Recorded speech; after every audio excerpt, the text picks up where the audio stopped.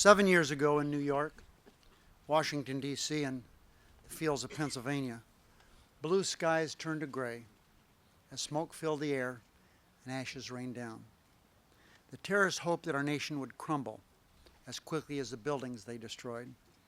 But they soon discovered that America's resolve cannot be measured by the strength of our stone, our cement, or our steel. No.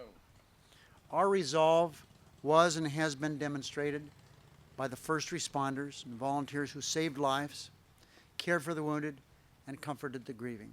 Yes. It was demonstrated in the lines to give blood that stretched for hours long, in the food and clothing banks that overflowed with donations, and in the flags that waved on every street and every neighborhood, reminding us that our superficial differences will never outweigh our devotion to our country and the ideals for which it stands. No.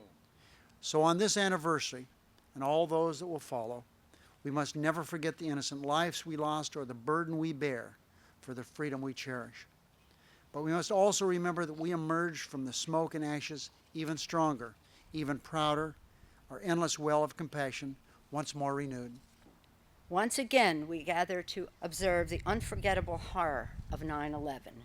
We gather to convey our deepest sympathy to the families of 9/11, many of whom turned their grief into strength to make America safer. They deserve our deepest gratitude and will always be in our thoughts and prayers. Yes. Earlier this morning, thousands of people gathered at the Pentagon for the dedication by President Bush of the Pentagon Memorial. It is truly an inspirational tribute to those who lost their lives on 9/11 in Virginia.